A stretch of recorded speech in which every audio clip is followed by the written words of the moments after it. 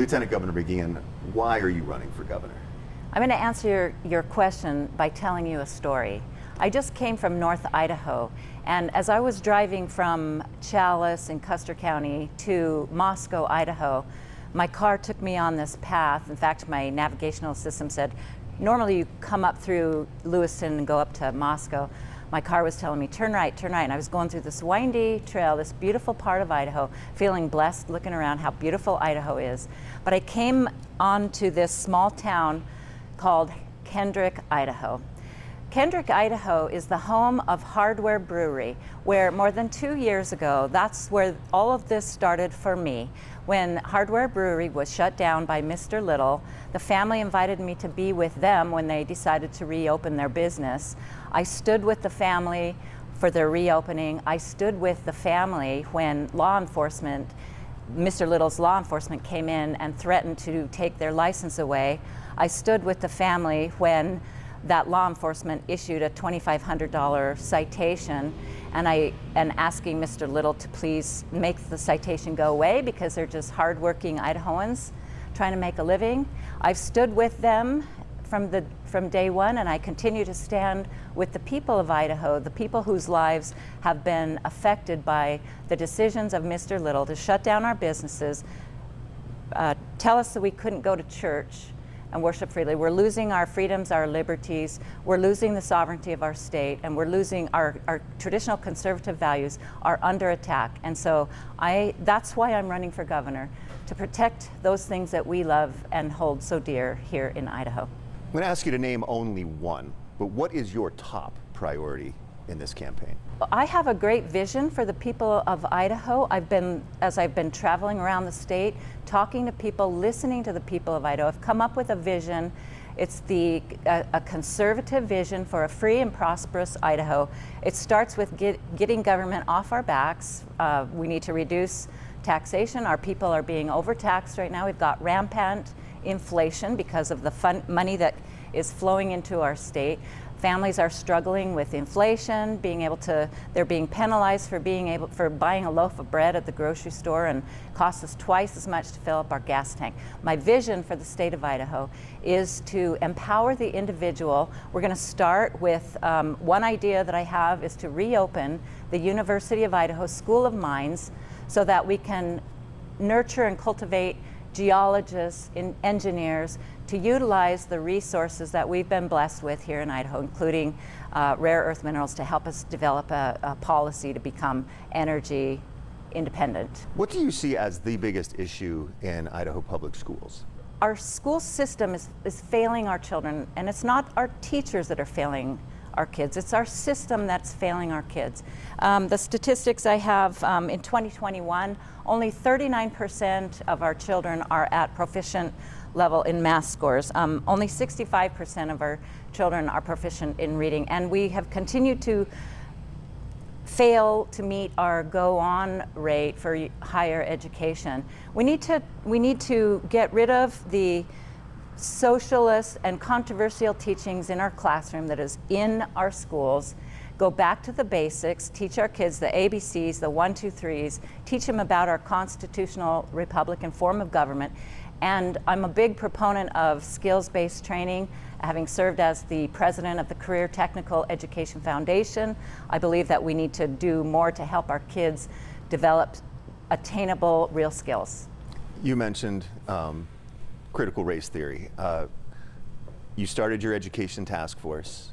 Do you believe that the teaching of critical race theory is widespread in Idaho? I do not believe that it's widespread throughout our school system in Idaho, but we know it's there. And we've seen examples of it. We had people testify to it, and I continue to receive examples of it happening in our schools. So we need to it's unconstitutional. Those teachings are unconstitutional. We're all created equal, and we all have equal rights and equal opportunities, and we shouldn't be encouraging people that one person is privileged or underprivileged compared to someone else. Those are unconstitutional teachings, and perhaps why our kids are not scoring like they should be. in math and reading.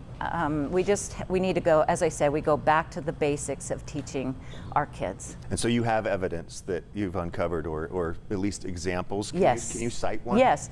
Yeah. In fact, just the other day, I was contacted by a parent who, the teacher, this was in the Wood River Valley. The teacher had for the class in the morning, she decided to put a sticker on half of the classroom. And so the children that had a sticker on their hand were labeled in a sort for one way, and then they switched so that the other half of the classroom wore the sticker in the afternoon.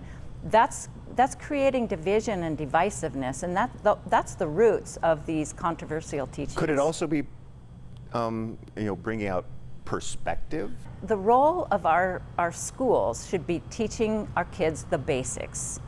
And the parents should be the ones responsible to teach their children about things in the society and the culture. In funding, do you support more funding for our public schools in terms of teacher pay, technology, et cetera?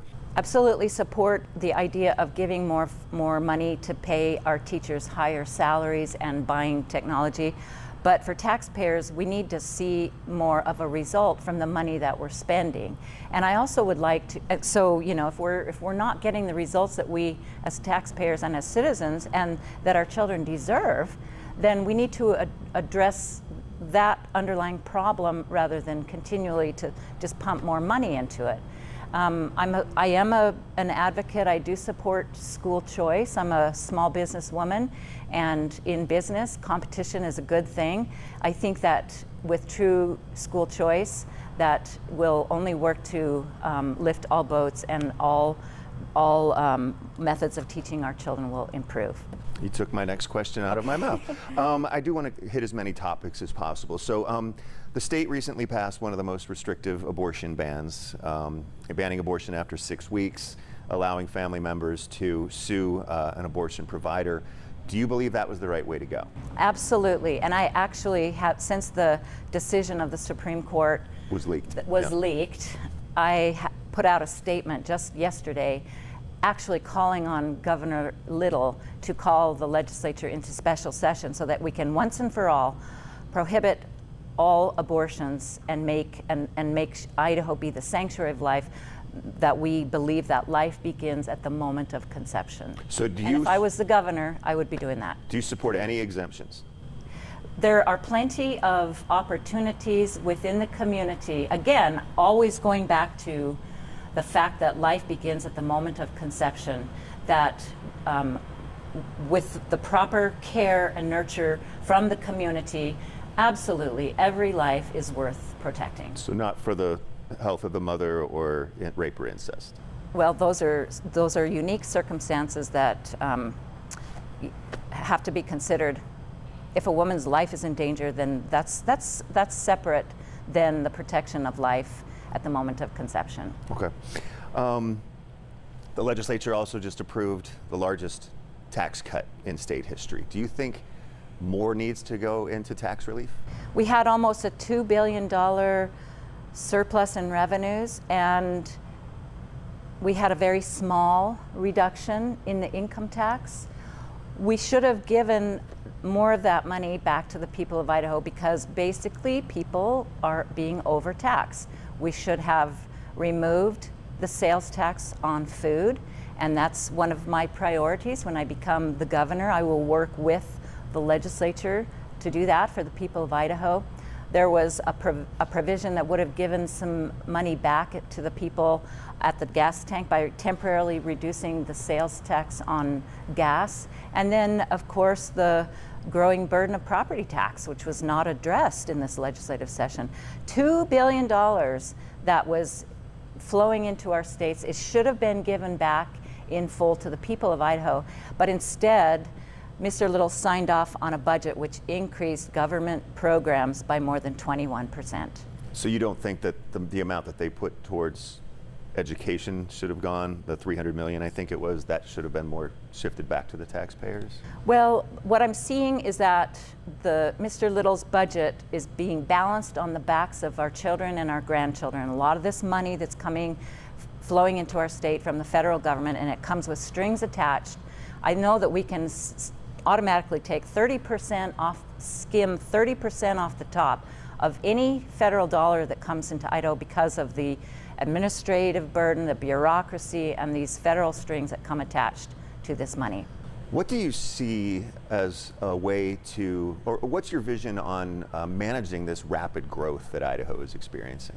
Well, when I ran, my first run for office was for county commissioner in Bonneville County, and back then Bonneville County was experiencing same sort of rapid growth that we're seeing today. It's all about being proactive as a small business owner. I know how we, business owners, we know how to see what's coming, down the pike, and we act proactively rather than reactively, which I see too often in government. So it's all about identifying, what are the challenges with affordable housing, what do we need to do to free up the supply and free up the labor demand, what can we do, again, teaching our kids the skills to become plumbers, electricians, carpenters, being able to utilize our own resources in our own forest for board feet. That'll go a long way to reduce the cost of housing. But there's also things within the government agencies, again, the bureaucracy that works to hamper and prevent the individual from being able to, in a timely manner, get financing for homes. And those are things that I will be looking at as the governor of Idaho. All of those positions are positions that are appointed by the governor. And we're going to make sure that whoever serves in those capacities, in those positions, are committed to looking out for the best interests of the people of Idaho. Just a couple more questions. What do you see as the biggest challenge facing Idaho going forward into 2023? Yeah, Idaho is a great state. We have so much opportunity, great resources, great people. But what's at stake is the loss of our freedoms, our liberties, the loss of the sovereignty of our state, where if we continue to take that money from the federal government that tells us how we have to teach in our classroom, how we manage our Medicaid programs, how do we build our roads. There's small communities, rural communities that are ready, they want to put traffic signals up in their community and are willing to pay for it, but we can't do it because we don't meet all the federal requirements. It's all about doing things the Idaho way and doing what's best for the people of Idaho. You get outside the Boise Beltway and you travel around the state like I have in the past year, in the past 4 years serving as lieutenant governor, and listen to the people of Idaho. The people in our state need to have a voice, and I'm going to be that voice for the people. And finally, what do you see as the biggest opportunity for Idaho? The greatest opportunity, as I said, is freeing up the potential of the individual to be successful, taking the government off their back, helping the individual with attainable skills so that they can see the opportunity. Just the idea of if we were to put a 3D printer in every first grade classroom and just show the little kids how to look what you can do with a 3D printer. You can build all these things. That's what we need to do to foster this creativity, which will lead to more opportunities and more production for our state and more success, and enable our children to stay in Idaho and be able to properly provide for their families. Lieutenant Governor, thank you. Okay, thank you. Appreciate your time. Yeah, of course.